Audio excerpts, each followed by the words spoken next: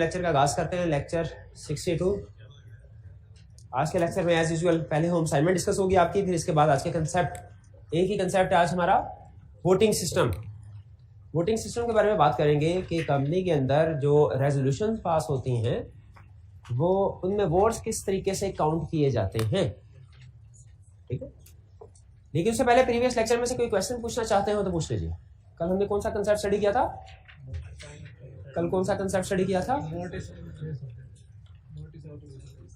Notice and place of general meeting. शाबाश। तो उससे रिलेटेड कोई क्वेश्चन हो पूछ लीजिए।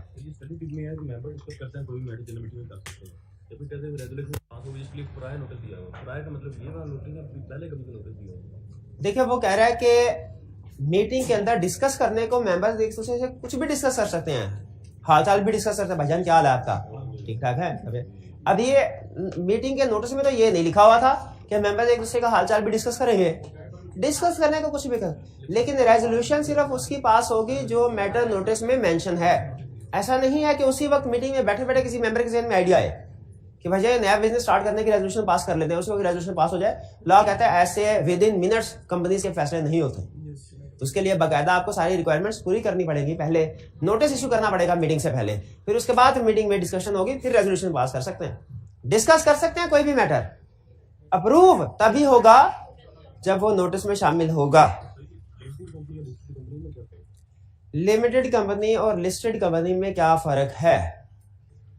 हर वो कंपनी जिसकी लायबिलिटी लिमिटेड होती है और तकरीबन मोर देन 99% कंपनीज की लायबिलिटी पाकिस्तान में लिमिटेड है, उसे लिमिटेड कहते हैं। Limited liability includes private company and public company, ठीक है जी।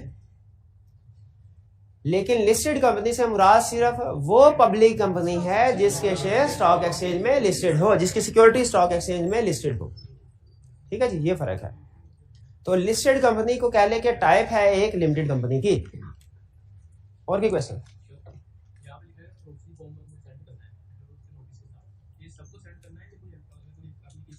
जो हमने नोटिस के साथ प्रॉक्सी फॉर्म सेंड करना है, ये सबको सेंड करना है या जिनका इरादा हो ना आने का उनको सबको सेंड करना है, ठीक है।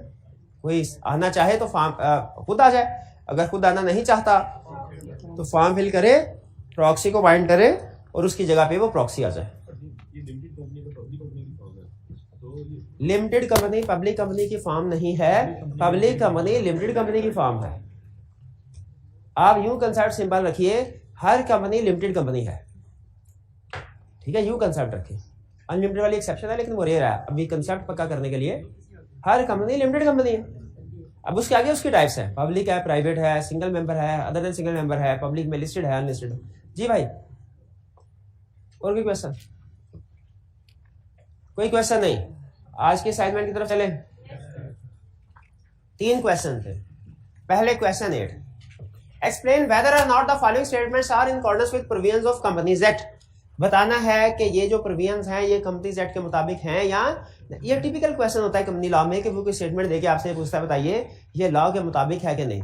उसमें अगर कोई एरर हो हम वो भी बता देते हैं, अगर कोई ओमिशन हो वो भी बता देते हैं, अगर कोई एक्सेप्शन हो तो वो भी बता। जब कभी वो हमसे कोई स्टेटमेंट देके पूछता है बताइए ये लॉ के मुताबिक है कि नहीं स्टेटमेंट, तो हम क्या करते हैं उसमें अगर कोई एरर हो 6 मंथ की बजाय 3 मंथ्स या 9 मंथ्स लिख दिया है फॉर एग्जाम्पल, ओमिशन हो वो भी बता देते हैं, और अगर एक्सेप्शन हो तो वो भी। स्टेटमेंट पहली क्या दे रहा है? कह रहा है all limited companies are required to hold statutory meeting within 6 months of incorporation. अब इसमें एक तो टाइप ऑफ कंपनी में गलती कर गया है और एक टाइम पीरियड में।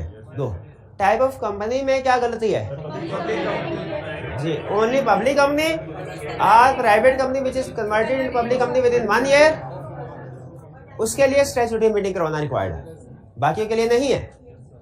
और कब करवानी है? With in 9 months of incorporation or 180 days of commencement of business, whichever is earlier. हाँ, if first AGM is conducted before statutory meeting, then there is no need to conduct statutory meeting. शाबाश, यही है। A clear? B. Notice of an extraordinary general meeting should always be sent to the shareholder at least 21 days before the date of meeting.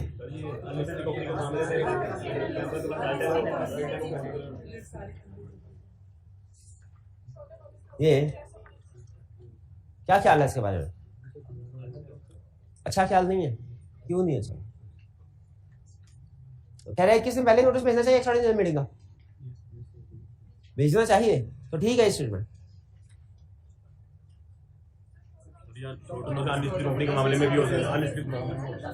Unlisted company के case में shorter notice में भी meeting conduct की जा सकती है if all members entitled to attend and vote at general meeting so agree. कोई बात क्यों नहीं है? कोई बात है?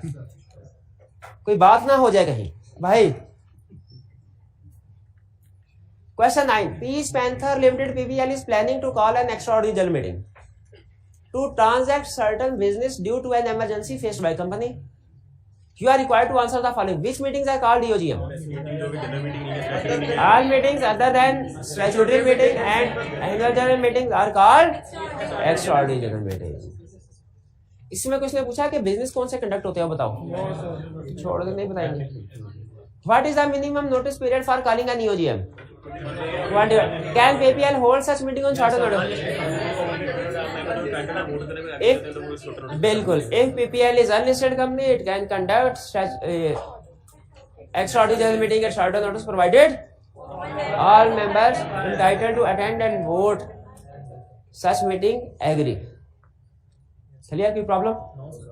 कोई प्रॉब्लम नहीं है। Question 10, annual general meeting of alpha limited. ये अच्छा क्वेश्चन है। Annual general meeting of Alpha Limited, a listed company, is scheduled to be held in March 2020 to transact several ordinary and special businesses such as election of directors including independent directors. यानी उसने आपको बता दिया ordinary business भी conduct होंगे, special business भी होंगे, और ऑर्डिनरी में खास तौर पे उसने डायरेक्टर्स की भी बात कर दी। क्या एजीएम के नोटिस में डायरेक्टर्स के बारे में कुछ इंक्लूड होता है? Yes sir. क्या? Number of retiring director, name of retiring director, number of directors to be appointed, शाबाश, including independent director. Under the provisions of Companies Act 2017 list the information which must be included in AL's notice of annual general meeting to be published in the newspaper. जो newspaper में notice publish होता है उसमें क्या information include होनी चाहिए? अच्छा, यहाँ पे थोड़ा सा ना मुझे बहरहाल चले, वो मैं नहीं बताना चाहता आपको, नहीं, पहले सोल्यूशन डिस्कस कर लेते हैं उसके बाद। Your answer should cover all aspects which must either be included in or be annexed to the notice of AGM. क्या सिर्फ वही? देखिए, मैंने आपको कंसेप्ट पढ़ाते हुए बताया था ना कि कुछ इंफॉर्मेशन ऐसी होती है वो नोटिस के अंदर लिखी जाएगी, और कुछ चीजें ऐसी होती है जो उसके साथ अटैच की जाती है। कौन कौन सी चीजें साथ में अटैच की जाती हैं? Directors report, auditors report, financial statements, बस ये 3 चीजें थी। प्रॉक्सी फॉर्म, ये 4 चीजें काफी है। हाँ जी, और नोटिस के अंदर कौन कौन सी इंफॉर्मेशन आएगी? डेट और place, nature of business, ordinary, if listed company, हाँ लिस्टेड कंपनी है, as it is listed company, video link facility, right to appoint proxy including rights of proxy. ये लाइन समझ ही नहीं आनी है आपको, दोबारा सुने। Right to appoint proxy including rights of proxy, ये समझ आ गई क्या कह रहा है? इसके पहले हिस्से में क्या कह रहा है कि मेंबर का राइट है प्रॉक्सी अपॉइंट करना चाहे कर सकता है। दूसरे हिस्से में क्या कह रहा है? हाँ, अगर वो अपॉइंट करता है तो प्रॉक्सी के क्या राइट्स होंगे? वो सारे राइट देता है उसको कि मीटिंग में आके आप मीटिंग को अटेंड कर सकते हैं, मीटिंग में बोलचाल सकते हैं, वोट कास्ट कर सकते हैं, पोल डिमांड कर सकते हैं। सिर्फ एक राइट नहीं देता। गैस कीजिए कौन सा राइट? एक राइट नहीं देता, डिविडेंड का राइट। भाई प्रॉक्सी को डिविडेंड, ऐसा तो नहीं है वो आए डिविडेंड लेके निकल जाए। आप डिविडेंड वाले भाई कौन थे? शाबाश, ठीक है। तो डिविडेंड का राइट नहीं है, बाकी प्रॉक्सी के सारे राइट्स हैं जो मेंबर के हैं। भाई ये क्लियर हो गया? अच्छा, अभी थोड़ा ही हुआ, अभी तो स्पेशल बिजनेस में क्या लिखना है वो रह गया। हाँ जी, ये स्पेशल आपके साथ वाले स्टूडेंट, हाँ जी ये आपके साथ वाले स्टूडेंट, हाँ जी ये बताइए, अगर मीटिंग में स्पेशल बिजनेस कंडक्ट होना हो तो नोटिस में क्या क्या चीजें इंक्लूड करनी है स्पेशल बिजनेस के हवाले से? शाबाश, ड्राफ्ट ऑफ स्पेशल रेजोल्यूशन और statement of facts, material facts, और nature of interest of directors. शाबाश शाबाश। लास्ट कौन सा था? हाँ, डॉक्यूमेंट्स टू बी फाइल्ड, बिल्कुल बिल्कुल। If any document is to be approved, time and place where such documents can be inspected. शाबाश, बेहतर। तो ये सारी चीजें क्लियर। इस क्वेश्चन में मुझे बताइए, क्या हमने सिर्फ नोटिस के अंदर लिखने वाले मैटर्स इंक्लूड करने थे या अटैच होने वाले भी? क्योंकि क्लियरली उसने कह दिया। इस क्वेश्चन में मुझे सिर्फ एक इख्तलाफ है जो शुरू में मैं आपको बताने लगा था, अब बता रहा हूं। इसमें उसे न्यूज़पेपर का वर्ड यूज नहीं करना चाहिए था, क्योंकि अगर न्यूज़पेपर में नोटिस जाता है ना, उसके साथ फाइनेंशियल स्टेटमेंट्स वाला अटैच नहीं होती, वो तो उस नोटिस के साथ होंगी जो मेंबर्स को जाएगा। कॉमन सेंस की बात है। बहरहाल 10 क्लियर, कोई प्रॉब्लम? चलिए, था हमारा असाइनमेंट। कल के लेक्चर में सारी चीजें समझ आ गई ना? कोई कंसेप्ट रह तो नहीं गया? कितने स्टूडेंट से जाके पढ़ा है? कोई कंसेप्ट अगर आप समझते हो कि वीक है, बता दें। कोई कंसेप्ट नहीं वीक, सब ठीक है? लिस्टेड कंपनी ने जब कभी नोटिस देना है, लाजमी है न्यूज़पेपर में पब्लिश भी करवाना है, बल्कि वो स्टॉक एक्सचेंज कमीशन को भी भेज दिए। हाँ, कोई भी जनरल मीटिंग हो, सबका नोटिस इसी तरह पब्लिश करवाना होता है, चाहे स्टैट्यूटरी मीटिंग हो, चाहे एजीएम हो, चाहे ईजीएम हो। ठीक है, वो स्टॉक एक्सचेंज में भी भिजवाते हैं और कमीशन में भी।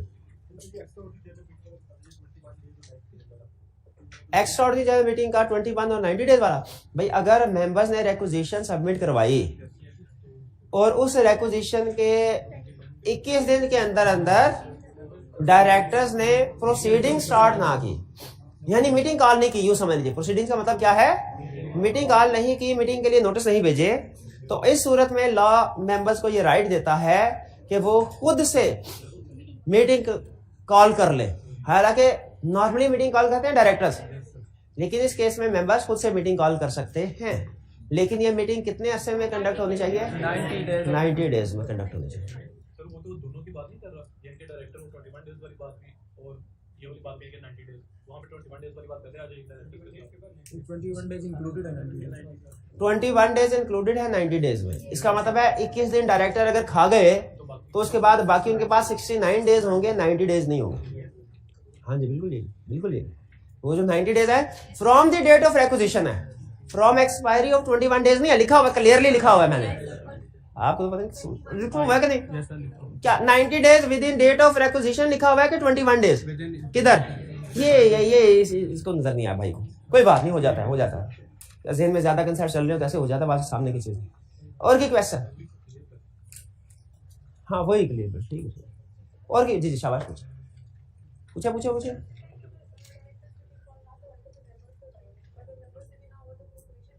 हाँ देखिए, मेंबर के पास दो ऑप्शन होती हैं। डायरेक्टर अगर 21 दिन के अंदर मीटिंग कंडक्ट नहीं करवा रहे ना, एक्स्ट्राऑर्डिनरी जनरल मीटिंग, मेंबर के पास दो ऑप्शन है। पहली ऑप्शन तो ये कि वो खुद मीटिंग कंडक्ट करवा ले। दूसरी ऑप्शन ये, वो बड़े साहब के पास जाए, कमीशन के पास, कमीशन का डंडा चलवाए, कमीशन फिर इनको कहेगा कर दो, हाँ डायरेक्टर्स को। तो दोनों ऑप्शन हैं, वो चाहे खुद भी कर दें, चाहे कमीशन के पास चले जाए, फिर कमीशन कंडक्ट करवाएगा, उसकी जिम्मेदारी होगी। हाँ जी बिल्कुल। बस बात ऐसा है, जब ऐसा भी होता है कि कोई एक डायरेक्टर मीटिंग कंडक्ट करवाना चाह रहा होता है, बाकी डायरेक्टर नहीं मान रहे। सारे डायरेक्टर एक जैसे थोड़ी होते हैं, जैसे सारे पॉलिटिशियन एक जैसे थोड़ी होते हैं, कोई करप्ट भी होते हैं, इक्का दुक्का करप्ट भी होते हैं। तो उसी तरह सारे डायरेक्टर्स एक जैसे थोड़ी होते हैं, ठीक है। तो कोई हो सकता है ऐसा हो जो डायरेक्टर ईमानदार भी हो, वो कहे यार शेयर होल्डर्स में मीटिंग क्या हुआ, सीईओ को रिमूव करना उनका हक है, नहीं हक है उनका, वो एक्सरसाइज करने दे। बाकी डायरेक्टर कहें नहीं, हमने तो मीटिंग ही नहीं कॉल करनी, जाओ। वो कहेगा अच्छा, फिर कमीशन के पास जाएंगे, कमीशन फिर कंडक्ट करवाएगा, ठीक है। हाँ, जो ईमानदार डायरेक्टर होगा फिर उसकी रिम्यूनरेशन में से, क्योंकि उसने खुद कमीशन को अप्लाई कर दिया, वो डायरेक्टर खुद भी जाके कमीशन को कह सकता है कि सर ये मीटिंग कंडक्ट नोटिस आया पड़ा है और ये कंडक्ट नहीं करवा रहा। और कोई क्वेश्चन? चलिए अब चलते हैं हम वोटिंग सिस्टम की तरफ। वोटिंग सिस्टम, अच्छा एक, वैसे इससे पहले आप किसी वोटिंग सिस्टम के साथ फेमिलियर हैं? एक होता है पाकिस्तान का जनरल इलेक्शन का वोटिंग सिस्टम, वो कैसे होता है भला? नहीं वो नहीं है, लेकिन मैं वैसे आपका कंसेप्ट जानना चाहता हूँ। वो बैलेट बॉक्स के जरिए से बैलेट बॉक्स छपवाए जाते हैं और वो कॉन्फिडेंशियल होता है। इस वोटिंग सिस्टम की सबसे अहम बात यह है कॉन्फिडेंशियल, यानी कोई एक पर्सन नहीं जान सकता कि किसी दूसरे पर्सन ने किसको वोट दिया है। सिर्फ एक ही ऑप्शन है और वो कॉन्फिडेंशियल है। अच्छा, कभी आपने नेशनल असेंबली या सेनेट में वोटिंग होते देखी हो? वहां पे वोटिंग दो तरीकों से होती है। एक शो ऑफ हैंड, अच्छा शो ऑफ हैंड में कैमरे लगाने की जरूरत नहीं होती, शो ऑफ हैंड में सबको पता चल जाता है। एक दूसरा तरीका होता है बैलेट बॉक्सिंग के जरिए से, खुफिया वोटिंग, उसमें हाँ जिसमें मोबाइल कैमरा साथ ले जाने की इजाजत नहीं होती, ठीक है, कॉन्फिडेंशियल है ना। तो उसमें बैलेट बॉक्स के जरिए से वोटिंग होती है, पेपर छपवाए जाते हैं, वहां पे अपने अपने कैंडिडेट पे स्टैंप लगाई जाती है और फिर बंद करके उसे बैलेट बॉक्स में डाल दिया जाता है, ठीक है, बाद में फिर उसको काउंट कर लिया जाता है। ये दो सिस्टम चलते हैं नेशनल असेंबली, आपने देखे होंगे। और इसमें नॉर्मली जो चेयरमैन होता है वो फिर वोट्स को काउंट करता है और अनाउंस करता है कि रेजोल्यूशन पास हुई या नहीं हुई। कंपनी के केस में सिस्टम वैसा ही है जैसा कि नेशनल असेंबली या सेनेट वाला है। इसमें अगर आपने वोट कास्ट करना है तो दो तरीके हैं। कितने वोटिंग सिस्टम है? दो तरीके। अच्छा, कौन सा वोटिंग सिस्टम कब डिसाइड होगा ये भी थोड़ी देर में स्टडी करते हैं, लेकिन सिस्टम के रूल्स में ये समझ लीजिए कि दो सिस्टम है वोटिंग। पहला सिस्टम कौन सा है? Show of hand. और दूसरा सिस्टम कौन सा है? दूसरा सिस्टम पोलिंग। पोलिंग का मतलब है बैलेट बॉक्स के जरिए से, ठीक है, पोलिंग बोल। शो ऑफ हैंड कैसे काम करता है? ये कहता है, ये तरीका है हर कंपनी के पास ऑप्शन है, हर कंपनी, जबकि पोलिंग सिर्फ उन कंपनीज के लिए पास ऑप्शन है जिनका शेयर कैपिटल है। तो चूंकि पाकिस्तान में जो ज्यादातर कंपनीज हैं उनका शेयर कैपिटल है, इसीलिए ज्यादातर कंपनीज के पास दोनों ऑप्शंस हैं, शो ऑफ हैंड भी और पोल भी। शो ऑफ हैंड को प्रेफर्ड मेथड माना जाता है, हालांकि इसमें एक बहुत बड़ा ड्रॉबैक है। इस शो ऑफ हैंड में बहुत बड़ा ड्रॉबैक है। ड्रॉबैक यह है कि इसमें स्मॉल शेयर होल्डर, कॉन्फिडेंशियलिटी वाली बात ठीक है वो भी है, लेकिन उससे भी बड़ा मसला कि स्मॉल शेयर होल्डर और लार्ज शेयर होल्डर दोनों के हाथ एक बराबर हैं, उसके भी दो हाथ, उसके भी दो हाथ। यहाँ तो होते ना शेयर, पोलिंग असल में होती है नंबर ऑफ शेयर की बेस पे, और शो ऑफ हैंड होता है हैंड्स की बेस, वो सबके एक बराबर है। तो इसीलिए शो ऑफ हैंड में हर मेंबर के पास एक वोट होगा, एक वोट होगा। इसमें चेयरमैन कैसे वोटिंग करवाता है? जैसे फर्ज कीजिए एक रेजोल्यूशन हमने पास करनी है कि क्या जिस दिन आपका टर्म टेस्ट है उस दिन आपको असाइनमेंट दी जानी चाहिए कि नहीं दी जानी चाहिए, नहीं रेजोल्यूशन पास करते हैं। अब सबसे पहले शो ऑफ हैंड के जरिए से, शो ऑफ हैंड क्या होगा? मीटिंग का चेयरमैन होगा, चेयरमैन अनाउंस करे, चेयरमैन सबसे अच्छा, मीटिंग को वोटिंग को कंडक्ट करवाने की जिम्मेदारी सारी चेयरमैन की होती है। तो chairman shall govern the manner in which meeting is conducted. तो वोटिंग कैसे होगी? अब देखिए, अब चेयरमैन क्या कर रहा है भाई, हाँ हम अब रेजोल्यूशन पास करने जा रहे हैं कि क्या जिस दिन टर्म टेस्ट हो उस दिन असाइनमेंट आपको मिलनी चाहिए कि नहीं। वो जो इस फेवर में है कि असाइनमेंट मिलनी चाहिए, दायां हाथ उठाइए। जो इस फेवर में है, जो उस फेवर में है, अब इसमें कानूनी नुक्ता समझाता हूं आपको। और जो फेवर में नहीं है, यानी जो चाहते हैं असाइनमेंट ना दी जाए टर्म, वो दायां हाथ उठाइए। अब चेयरमैन ने गिनती दोनों सूत्रों में गिने, पहले फेवर वाले थे, एक मिनट भाई चेयरमैन को वोट तो गिनने दे भाई, हाथ तो थोड़ी देर उठा के रखे, 1 2 3 4 5 6 7 8 9 10 11 12 27 फॉर एग्जाम्पल। अब जो इस फेवर में है कि असाइनमेंट होनी चाहिए, वो जरा हाथ उठाइए। शाबाश, इनका ज़मीर जाग गया, शाबाश। दो हाथ उठा, गिनने तो दें, गिनने तो नहीं। अच्छा 1 2 3 4 5 6 7 8 9 10 11 12 13 14 15 32 वोट्स। इसीलिए ये रेजोल्यूशन पास की जाती है कि असाइनमेंट होगी, असाइनमेंट होगी। अच्छा अभी ये देखिए लॉ क्या कहता है, पढ़ के देख ले। लॉ ये कहता है जो चेयरमैन जो है वो रिजल्ट अनाउंस करेगा, और इसमें चेयरमैन का डिसीजन फाइनल है, चेयरमैन का डिसीजन फाइनल है। इसकी कार्रवाई किसी कोर्ट में चैलेंज नहीं हो सकती। नहीं वैसे कमीशन हो सकती है, कंपनी की हो सकती है, लेकिन वैसे बता रहा हूं चेयरमैन का डिसीजन फाइनल होगा अनलेस कॉन्ट्रेरी इज अप्रूव्ड। अब आप में से कोई बंदा कोर्ट में जाके लाख शोर मचाता रहे कि सर असाइनमेंट ना वाले वोट्स ज्यादा थे, असाइनमेंट हाँ वाले वोट्स कम थे, कोर्ट कहेगा चेयरमैन ने वो जो मिनट बुक होती है मीटिंग की, मिनट्स जिसमें लिखते हैं, उसमें चेयरमैन ने क्या लिखा है कि वोट्स ज्यादा थे हाँ वाले की, असाइनमेंट होनी चाहिए, असाइनमेंट होनी चाहिए। कोर्ट मुझसे, अच्छा सुने, बर्डन ऑफ प्रूफ का कंसेप्ट है आपको? कोर्ट मुझसे नहीं पूछेगा कि साबित करो इतने इतने वोट्स थे। जो एप्लीकेशन लेके गया उससे पूछेगा साबित करो तुम्हारे पास क्या सबूत है कि कितने वोट्स थे। बर्डन ऑफ प्रूफ उस पर है। हाँ, अगर तो आपने तस्वीर या कैमरा रिकॉर्डिंग हो रही है वो फिर वोट है, यानी आपको प्रूव करना पड़ेगा कॉन्ट्रेरी, जो लिखा हुआ है उसे कॉन्ट्रेरी प्रूफ, वरना चेयरमैन का डिसीजन फाइनल है।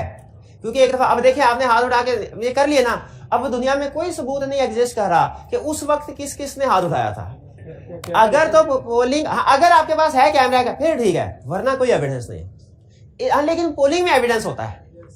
पोलिंग में अगर आपको शक होना कि धांधली हुई है, आप उसकी रिकाउंटिंग करवा सकते हैं, जिसमें एक चेयरमैन की तरफ से रिप्रेजेंटेटिव, चेयरमैन खुद ही है उसका रिप्रेजेंटेटिव होगा, एक जो लोगों ने एतराज किया है उनका रिप्रेजेंटेटिव होगा, और वो बैठ के कहेंगे सर काउंट कर लेते हैं। तो शो ऑफ हैंड में हालांकि एक प्रॉब्लम है।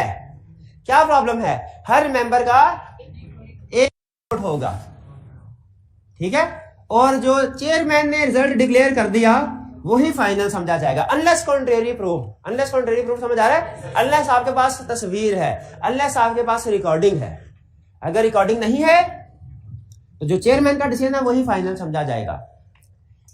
हालांकि इसमें एक तो डेफिशिएंसीज हैं। सबसे बड़ी डेफिशिएंसी इसमें यह है, छोटा शेयर होल्डर बड़ा शेयर होल्डर दोनों एक बराबर, दोनों का एक एक वोट होता है। लेकिन इसके बावजूद इसको प्रेफर्ड मेथड माना जाता है। जब भी किसी भी मीटिंग में रेजोल्यूशन पास होती हैं, पहला मेथड जो होता है, फर्स्ट इंस्टेंस, पहले नंबर पे शो ऑफ हैंड के जरिए से वोटिंग करवाई जाती है। अगर शो ऑफ हैंड से आप मुतमिन नहीं हैं तो फिर आप दूसरे नंबर पे पोल की तरफ जा सकते हैं, वरना जो बाय डिफॉल्ट ऑप्शन होती है ना, बाय डिफॉल्ट पहली ऑप्शन, वो कौन सी होती है? इसकी रीजन ये है कि इसके जरिए से डिसीजन क्विकली हो जाते हैं। पोलिंग का इंतजाम करवाना हो ना, उसमें आपको पता है बैलेट पेपर छपवाने हैं, बैलेट बॉक्सेस अरेंज करने हैं, फिर उसके बाद स्टैम्प्स वगैरह, उसके बाद वो कॉर्नर जहां पे जाके छुप के वोट कास्ट, तो इसमें टाइम लग जाता है। नॉर्मली 10, 12, 14 दिन लग जाते हैं। इसीलिए लॉ ने कहा टाइम को बचाने के लिए जो first instance by default method होगा वो कौन सा होगा? हाँ, अगर कोई मेजोरिटी शेयर होल्डर है और रिजल्ट उसकी मर्जी के मुताबिक नहीं आया, उसके लिए लॉ ने ऑप्शन रखी है, वो अप्लाई कर सकता है। उसके पास 10% अगर शेयर कैपिटल है वो अप्लाई कर सकता है कि सर शो ऑफ हैंड नहीं बल्कि वो लिंक के जरिए कर, वरना बाय डिफॉल्ट पहला मेथड कौन सा लगेगा दोनों में से? शो ऑफ हैंड में। शो ऑफ हैंड में दो चीजें खास तौर पे ध्यान में रखनी है। एक, हर मेंबर के कितने वोट हैं, चाहे उसके पास 10 शेयर हो चाहे 10 लाख हो, शो ऑफ हैंड में एक ही वोट। और proxy can not vote. Proxy किसे कहते हैं? जो किसी मेंबर की दूसरी जगह पे आया है, किसी मेंबर की जगह पे पार्टिसिपेट कर रहा है, शो ऑफ हैंड में वो वोट कास्ट नहीं कर सकता। ये एक अहम डिफरेंस है। क्या पोल में कर सकते? ये भी देखते हैं। मेरा ख्याल है कर सकता है, वरना अगर कोई चीज सेम होती ना तो उसका जिक्र करने की जरूरत नहीं थी। कल पढ़ा था ये क्या? राइट टू क्या पढ़ा था? Right to attend meeting, right to speak at meeting, right to vote at general meeting. तो उसमें वोट कौन से वाला वोट था? वो शो ऑफ हैंड वाला नहीं, पोलिंग वाला वोट था। उसका वोट कहाँ गया? वो घर बैठा है, उसका वोट भी घर बैठा है। फायदा प्रॉक्सी का, वो उधर उसे पता चल जाएगा सारी वारदात क्या हुई है, वो कुआ क्या हुआ है, डिस्कशन क्या हुई है, और वो वहां पे स्पीक। और इसके पास एक और राइट है, प्रॉक्सी के पास ये राइट नहीं है कि शो ऑफ हैंड में वोट कास्ट कर सके, लेकिन उसके पास ये राइट है कि वो पोल डिमांड कर सके और फिर पोल में वोट कास्ट कर सके। अगर उसका वो भी चुप करके पहले देखेगा कि भाईजान क्या सारे मामलात मेरी इन्वॉल्वमेंट के बगैर सारे मामलात सही जमहूरी तरीके से चल रहे हैं। अगर तो सारी इन्वॉल्वमेंट के बगैर मामलात सही चल रहे हैं तो फिर छेड़ने के फिर ठीक। जहां पे प्रॉक्सी को लगे कि ये वाला फैसला मेरी मर्जी के खिलाफ हुआ है, वो वोट नहीं देगा शो हैंड में, वो पोल डिमांड करेगा। अगर उसके पास 10% वाली कंडीशन पूरी होती है, वो कहेगा जी पोल कंडक्ट करवाएं, फिर पोल में अपना वोट कास्ट करेगा, उस तरीके से आएगा। समझ रहे हैं? शो ऑफ हैंड कभी भी नहीं कर सकता वो। नहीं, राइट वेरी नहीं हो रहा, उसको दिया तो इनडायरेक्टली उसको एक्सरसाइज करना पड़ेगा। वो पहले डिमांड कर ले पोल, और अगर पोल डिमांड हो जाए उसमें वोट कास्ट कर ले। क्या प्रॉक्सी चैलेंज नहीं कर सकता? वो मेंबर को करना पड़ेगा, मेंबर को करना पड़ेगा। चलिए अब आते हैं दूसरे तरीके की तरफ, जो कि है पोल। पोल कैसे काम करता है सुनना। अगर चेयरमैन का दिल करे तो वो सू मोटो नोटिस ले सकता है। सुमोटो नोटिस समझते हैं? अपने बारे में बैठे हो, कभी और कोई काम नहीं आएगा, चले नोटिस ले लिया भाई। तो चेयरमैन सुमोटो नोटिस ले सकता, चेयरमैन की बात कर रहा है, चेयरमैन सुमोटो नोटिस ले सकता है। उसने कहा जी मीटिंग का फैसला बड़ी जल्दी हो गया है, इतनी जल्दी भी फैसले नहीं होने चाहिए। तो अब उसने फैसला किया कि पोल के, अच्छा एक चीज में रखिएगा, पोल की डिमांड शो ऑफ हैंड कर से पहले भी की जा सकती है, बाद में भी। यानी ऐसा भी हो सकता है कि अभी शो ऑफ हैंड हुआ ही नहीं है, चेयरमैन ने कह दिया इसका फैसला होगा ही पोल के जरिए से, शो ऑफ हैंड खत्म, शो ऑफ हैंड करवाने नहीं है, ये भी पॉसिबल है।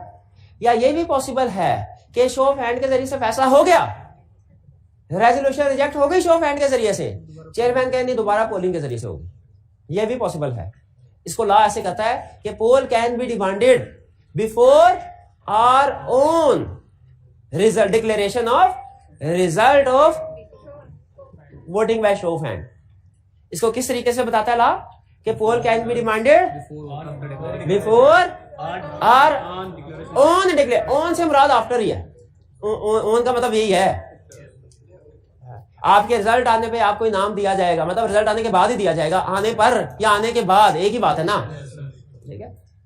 ओन, हाँ उस मीटिंग में जरूरी है, ये नहीं है कि शो ऑफ हैंड के जरिए फैसला हुआ, मीटिंग खत्म, सारे घर चले गए, 6 दिन बाद एक मेंबर को ख्याल आया नहीं पोल होना चाहिए, अब वो डिमांड करे, अब नहीं होगा। उसी मीटिंग में शो ऑफ हैंड से पहले भी कर सकते हैं, शो ऑफ हैंड के बाद भी, मीटिंग के बाद पोल डिमांड नहीं कर सकते। ये बात समझ आ रही है जी? हाँ, इसके लिए अरेंजमेंट करनी पड़ती है, बिल्कुल।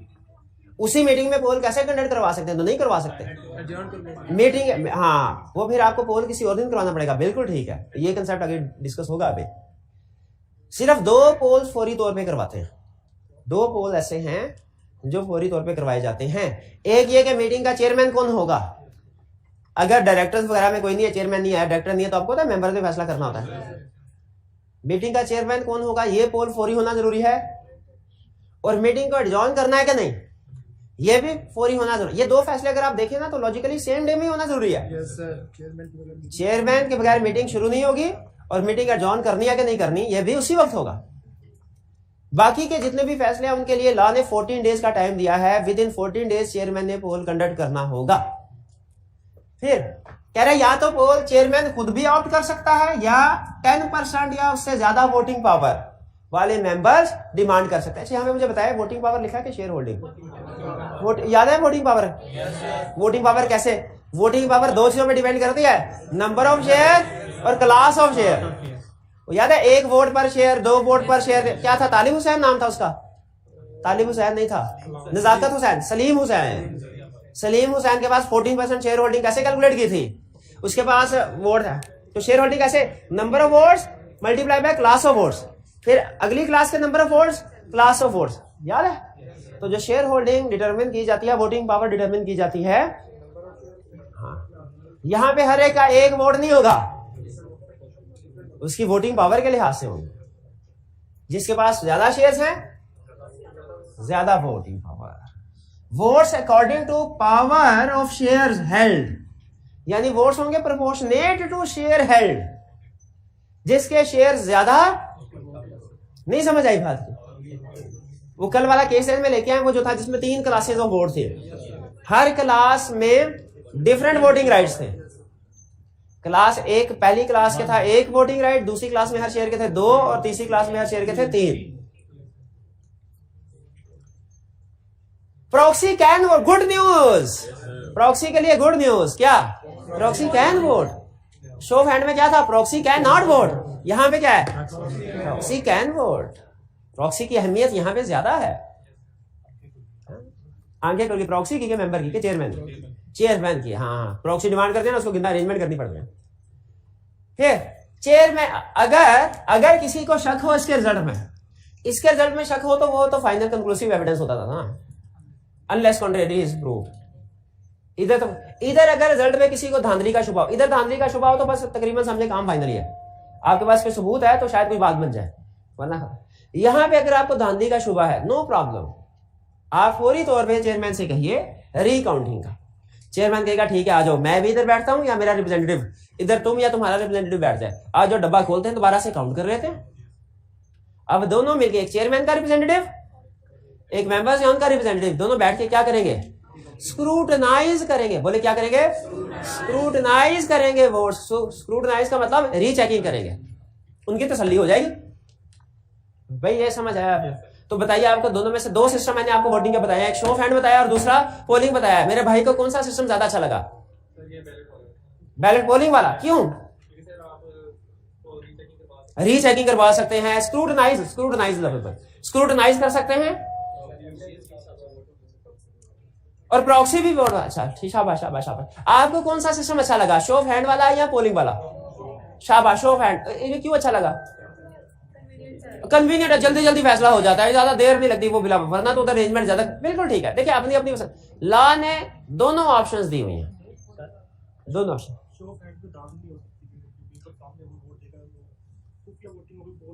हाँ उन्होंने कहा सर पोल इसलिए भी बेहतर है, खुफिया वोटिंग होगी है, वरना शो ऑफ हैंड में तो बाज़ औक़ात ऐसे होता है कि वो वोट खरीदे बेचे जा सकते हैं। वो कहे भाई मैं देखता हूँ तुम मेरी पार्टी को वोट देते हो कि नहीं देते, 1 लाख। तो पोलिंग में तो फायदा है ना, पैसे भी ले लिए, वोट भी दूसरी पार्टी को दे दिए, इसमें फायदा। तो ठीक है, बिल्कुल सही कह रहे हो, प्लस माइनस है, बिल्कुल अच्छा है। हाँ अभी तो ने कहा सर ये तो मेंबर्स के ऊपर डिपेंड करता है, अगर किसी मेंबर के शेयर्स कम है उसके लिए शो ऑफ हैंड बेहतर है, और अगर किसी मेंबर के शेयर्स ज्यादा हैं उसके लिए पोलिंग बेहतर है। बिल्कुल ठीक है, अपने अपने प्लस माइनस है, लॉ ने दोनों की इजाजत दे दी हुई है। नहीं, जब डायरेक्टर ने, देखिए डिसाइड डायरेक्टर ने नहीं करना, जो चेयरमैन ने वोट है, चेयरमैन की जिम्मेदारी सिर्फ वोट गिनने की हद तक है और रिजल्ट अनाउंस करने की हद तक है, और अक्सर ऐसे ही होता है। इधर इधर उसका दिल कर रहा है, क्या कर रहा है चेयरमैन का? हाँ इधर ये भी है, इधर इसका खुद भी दिल करे तो ये करवा सकता है पोलिंग। बिल्कुल, लॉ ने चेयरमैन को भी ऑप्शन दिया, मेंबर्स के पास भी तो ऑप्शन है, लेकिन मेंबर के पास कुछ वोटिंग पावर होनी चाहिए ना, कोई भी 1% वाला भी मुंह उठा के आ जाए नहीं। चलिए ये दोनों मेथड क्लियर हो गया आपको। अच्छा अब देखते हैं time of taking poll. Time of poll कब कंडक्ट किया जाएगा?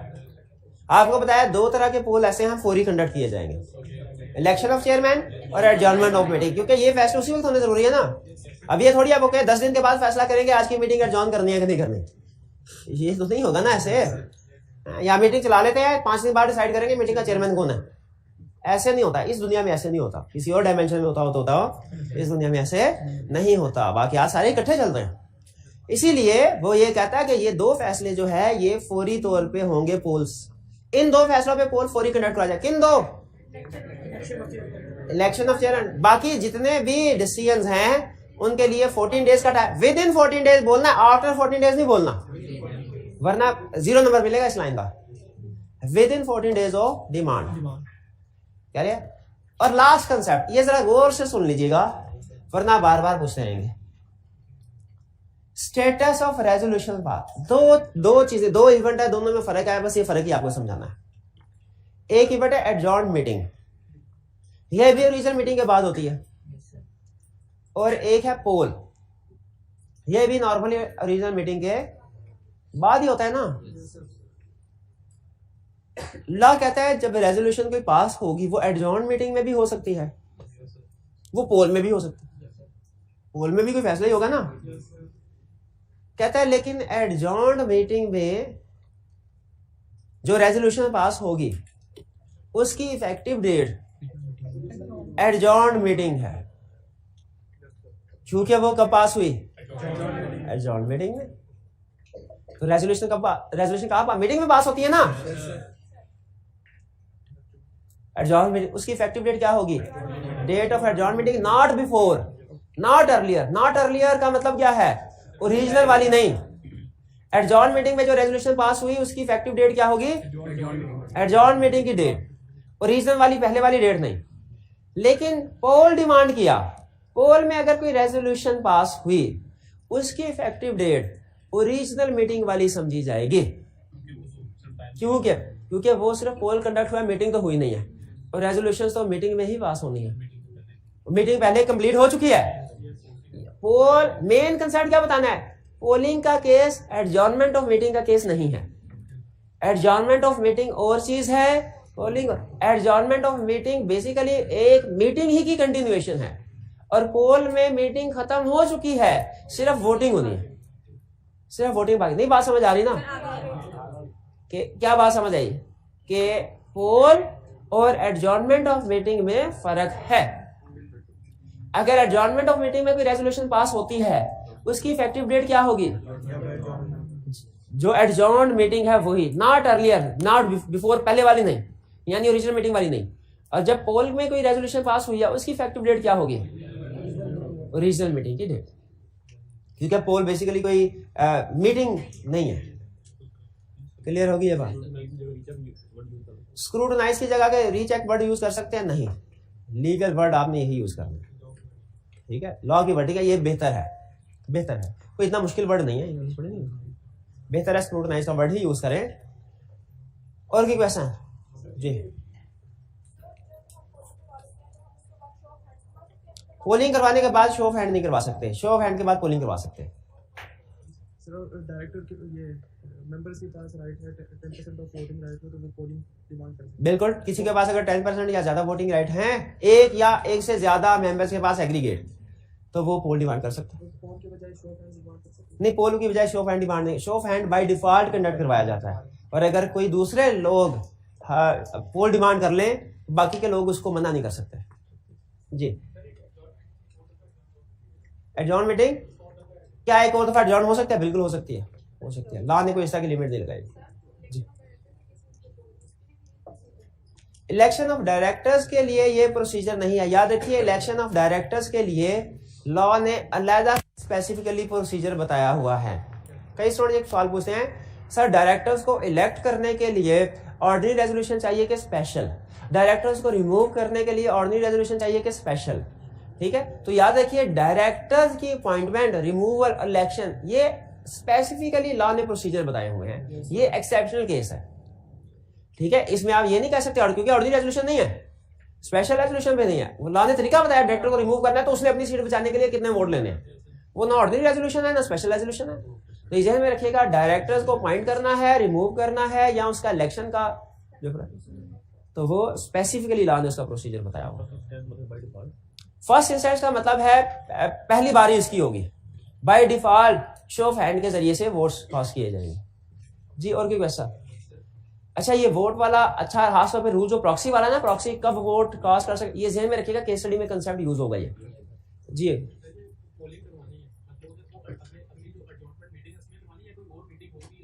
पोलिंग जो कंडक्ट करवानी है उसके लिए अलग से मीटिंग नहीं होगी, मीटिंग उधर खत्म हो गई।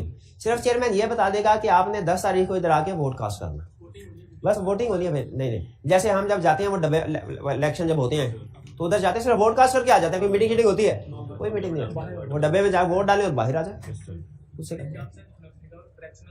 हाँ, एक लिखा हुआ word fractional share shall not be counted, ये सुन लें, हालांकि इसकी कोई इंपोर्टेंस नहीं एग्जाम पॉइंट हो, लेकिन बार फिर भी सुन लें फ्रैक्शनल वोट्स क्या होते हैं। बाज़ औक़ात जब आप वोटिंग पावर कैलकुलेट कर रहे होते हैं परसेंटेज में, तो आंसर आ जाता है पॉइंट्स में, इसे कहते हैं फ्रैक्शनल वोट। या वोट कैलकुलेट कर रहे हो, फॉर एग्जांपल हमने देखा इन भाईजान की परसेंटेज आई थी 27.03% और हमारे टोटल शेयर्स वो वोट्स थे 1 लाख। अब 1 लाख का 27.03% वगैरह कैलकुलेट करें, आपने देखा होगा बाज़ औक़ात आंसर पॉइंट्स में आता है और आगे चलता जाता है। तो इसमें जो आपके नंबर ऑफ वोट्स आएंगे ना, वो आएंगे 728.4 वोट, 728.4। ये जो शारिया 4 वोट है 0.4, ये है फ्रैक्शनल वोट। लॉ कहता है क्या इसे राउंड ऑफ करेंगे या नहीं करेंगे? ठीक है, अगर 704.7 आता है, क्या इसे 705 कर सकते हैं? लॉ कहता है नहीं, fractional vote shall be ignored, यानी आप सिर्फ 704 वोट्स कास्ट कर सकते हैं। जो पॉइंट्स वाले वोट होंगे वो कास्ट नहीं, वो इग्नोर किए जाएंगे। फ्रैक्शनल वोट से मुराद पॉइंट्स वाले वोट है, जो पॉइंट्स में आते हैं, जो आधा है उसको राउंड ऑफ नहीं करना। 0.9 भी आ गया ना, उसको राउंड ऑफ नहीं करना, ठीक है, उसको बिल्कुल निकाल देना, उसको इग्नोर कर देना। ये बात समझ आ गई फ्रैक्शनल वोट्स वाली? और क्वेश्चन? अच्छा, ये पढ़ लीजिए, इसमें कोई लफ्ज ऐसा, कोई ऐसी लाइन, ऐसा कंसेप्ट जो रह गया हो इस कंसेप्ट में से, रीचेक कर लिया आपने? चलिए, आज के लिए फिर इतना काफी है, आज का लेक्चर खत्म करते हैं हम। अल्लाह हाफिज।